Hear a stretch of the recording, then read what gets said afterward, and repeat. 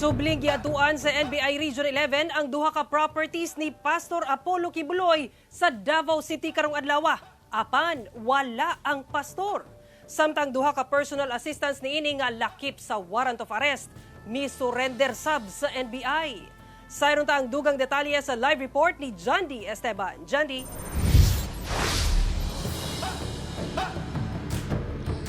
Yes, Sarah, nakauban kita sa NBI-11 team. Dihang ilahang gilibot ang duha ka properties ni Pastor Apollo Quiboloy dinhi sa Davao City aron iserve ang warrant of arrest bato kaniya.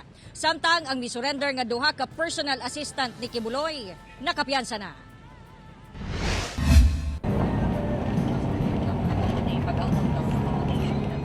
Miuban ang GMA Regional TV 1 Mindanao sa National Bureau of Investigation Region 11 ug Davao City Police Office padulong sa Prayer Mountain ni Kingdom of Jesus Christ leader Pastor Apollo Quiboloy sa Purok 3, Barangay Tamayong sa Davao City.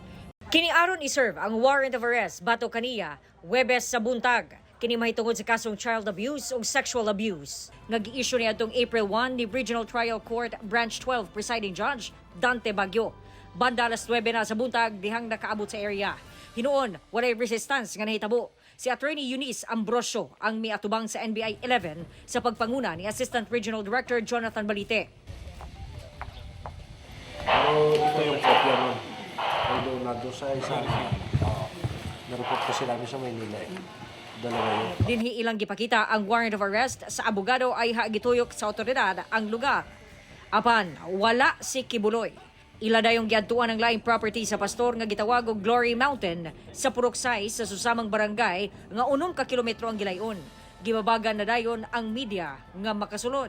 Sir, dali na taman media sir ha? Media. Wala si pastor doon, no? Hindi natin nakita. So mga interviews natin doon sa kanila, medyo matagal na nila nakikita at nakakausap si Pastor Quiboloy. Samtang ginalusan ang pag-serve sa warrant of arrest, mi-surrender sa NBI ang laing duha pa ka personal assistant ni Quiboloy nga duna say warrant sa susamang kaso. Sila mao si Ingrid Canada ug Jacqueline Roy. Midumili na sa paghatag og pahayag ang duha.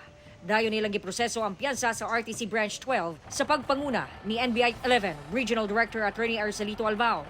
Daan ng misurrender gahapon sa hapon ang ilahang kaubanan nga sila Pauline Canada ug Sylvia Semanyes. Samtang giaresto si Kapitan sa Barangay Tamayong Crescente, Canada.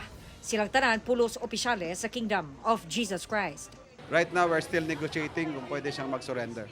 Within 10 days, no? Kasi the warrant of arrest has 10 days giving us to serve the warrant. While hindi pa siya nahuli, patuloy yung service of warrant of arrest to Pastor Quiboloy.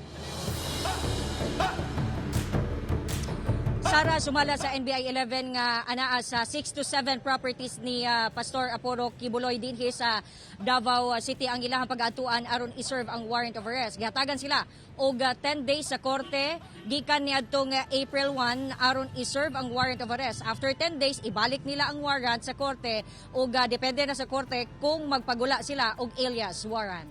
Sarah.